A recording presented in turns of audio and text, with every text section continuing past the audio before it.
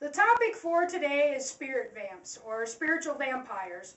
There is an occultic practice of psychic vampirism in various underground circles, but that is not exactly what we are discussing today. We today are addressing the fact that we all feed for survival. And, we extract energy not only from food and drink, but we also extract energy from other people, nature, and, especially from God. And why do you think Jesus said man does not live by bread alone? Though seemingly metaphorical, it is a very literal statement. We are all composed of living cells that are, in turn, composed of protons, neutrons, and electrons, and a basic high school level scientific knowledge of how God designed all this brings me back to Jesus' statement that man does not live by bread alone. At least man does not live the life God intended us to live by bread alone. And we are all made of physical and spiritual energy. And, before some of you in the occult world or, the dabblers in the metaphysical type of stuff and New Age things, before you get too wrapped up in this, I want to stop you in your tracks right now into thinking that this is some kind of a message supporting those practices. What we're going to be discussing today is just the basic science behind how God designed us all to function in this world. So, I ask you to just put those other things aside right now in your brains and focus on my point today, okay? So, biblical history teaches us that life energy visibly flowed out of the prophet Elijah when he brought a dead person back to life, to the point that he appeared physically near death himself after the healing. And Jesus felt energy leave his body when a woman wanting to be healed just merely touched him, and she was healed. And we see that traditionally in the Bible and in many churches nowadays, healing ministry often involves the laying on of hands to the person wanting to be healed. It is a scientific theory that people need to be touched and hugged, especially babies and children, and dare I even mention sex. So there is some scientific proof that electrical energy constantly passes between people.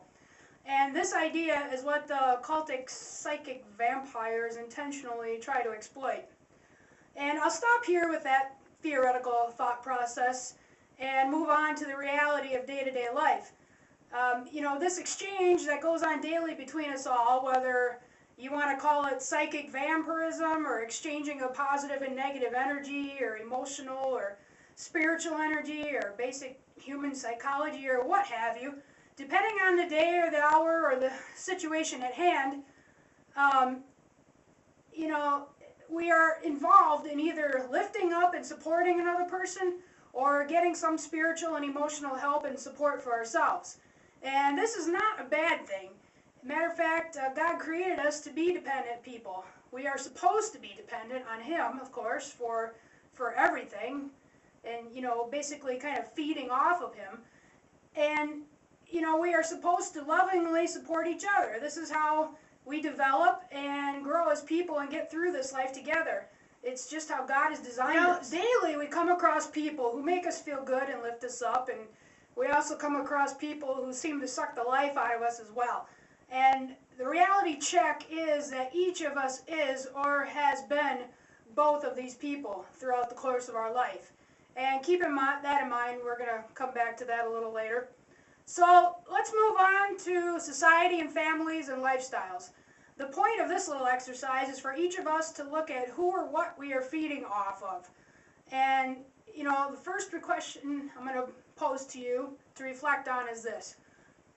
Am I doing all that I can physically and spiritually to financially support myself and family, or am I relying on others and the government and charity to support me?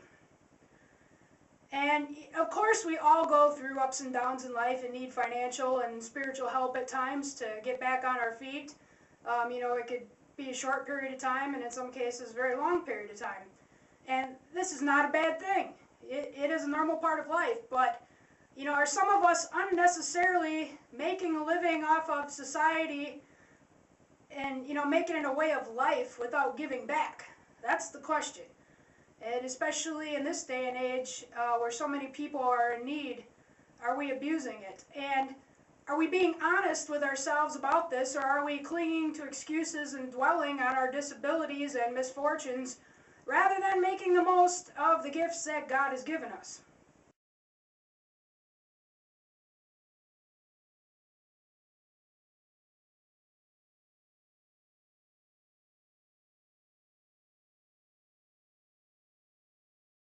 Next question. Am I withholding my time or my love and compassion from others because I am just too busy or don't care or don't want to be bothered?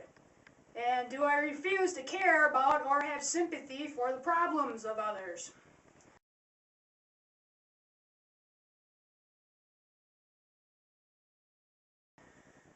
And, am I offering to help people? Offering to help them out when needed or listening when others need my support?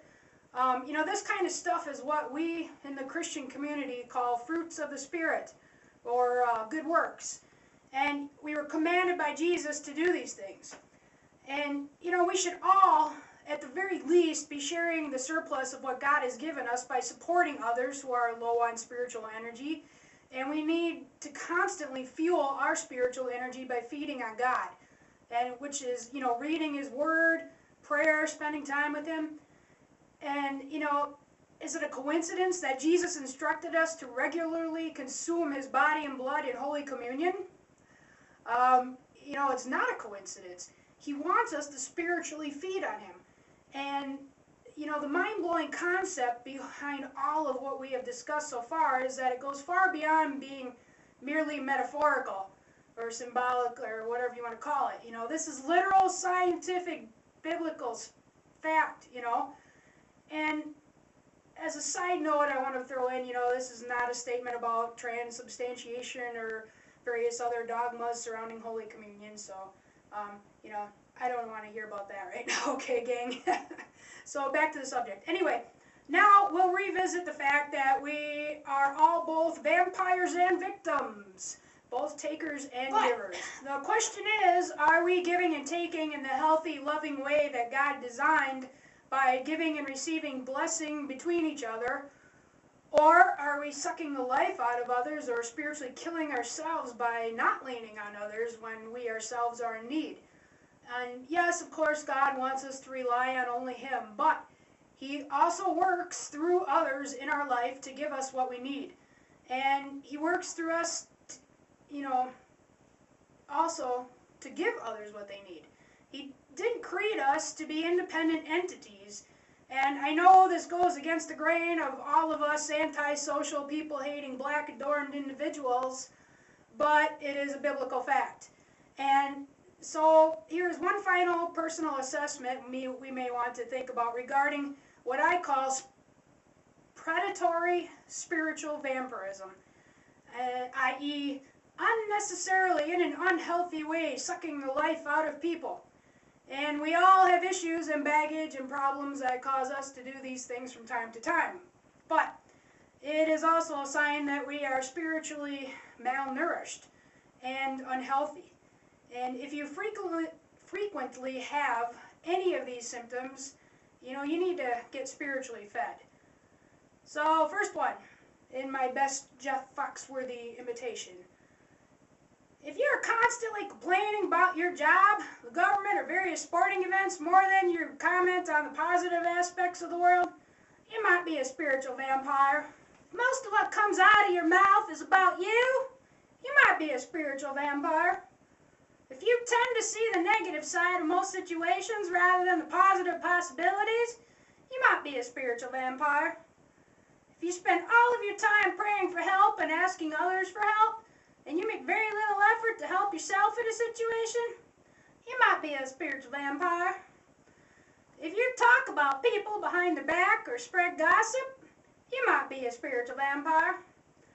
If you are constantly telling people what to do and how to live their lives when no one asked you, you might be a spiritual vampire. If you often exaggerate the truth or have frequently been called overly melodramatic or drama queen, then you might be a spiritual vampire. if you're constantly arguing or debating with people or trying to get your opinion across over any given subject without listening to what others have to say, you might be a spiritual vampire. So the only cure for what I have called predatory spiritual vampirism, or just having a rather unhealthy spirit at the moment, assuming severe mental illness or demon possession are not an issue, is repentance and prayer. Asking God to help you to change by spiritually feeding you.